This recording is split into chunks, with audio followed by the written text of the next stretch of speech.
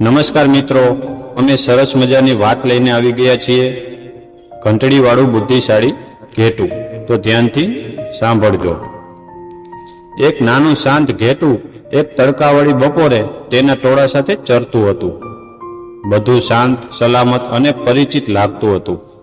ચરતા ચરતા તેને ખેતરના કિનારે મીઠું અને તાજું ઘાસ દેખાયું. લાલચમાં આવીને તે થોડું આગળ નીકળી ગયું.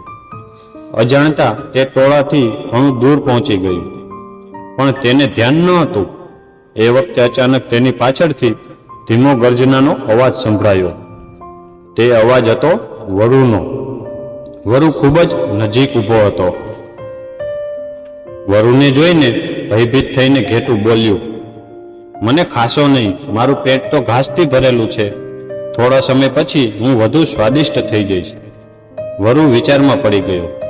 તેને વાત સમજાઈ, માટે તે બેઠો અને રાહ જોતો રહ્યો. થોડા સમય પછી ઘેટું બોલ્યું, જો હું નાચું તો પેટમાં ઘાસ ઝડપથી પચી જશે. વરુ ફરીથી સંમત થયો. ઘેટાએ ગભરાતા ધ્રુજતા નાચવાનું શરૂ કર્યું. ઘેટાને બચવા માટે વધુ સમય જોતો હતો. કોઈ વિચાર, કોઈ રસ્તો. પછી ઘેટું બોલ્યું, મારી ગળાની ઘંટડી કાઢી દો. જો તમે તેને જોરથી વગાડશો તો હું વધુ ઝડપથી નાચીશ. વરુએ ઘંટડી ખેંચીને વગાડવા લાગ્યો. દૂર ખેતરમાં ભરવાડ અને તેના કૂતરાઓને પરિચિત ઘંટડીનો અવાજ સંભળાયો. તેમને લાગ્યું કંઈક તો ખોટું થઈ રહ્યું છે. થોડી વારમાં તેના કૂતરાઓ દોડતા દોડતા આવ્યા અને જોરથી હસવા લાગ્યા. વરુ આ જોઈને ગભરાઈ ગયો અને પોતાનો જીવ બચાવવા ત્યાંથી ઘેટાને છોડીને ભાગી ગયો.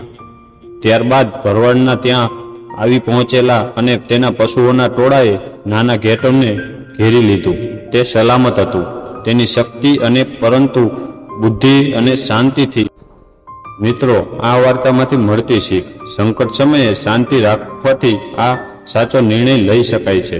બુદ્ધિ અને શાંતિથી ઘણી વખત શક્તિ કરતાં વધારે ઉપયોગી હોય છે.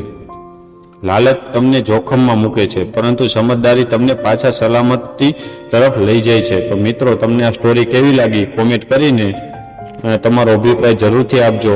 અને જો તમે અમારી ચેનલમાં નવા છો તો અમારી ચેનલને સબસ્ક્રાઇબ કરી દેજો, બેલ આઇકન દબાવી દેજો, જેથી કરીને અમે અવનવા વિડીયો અપલોડ કરી તો તેની લિંક તમને મળતી રહે. ધન્યવાદ.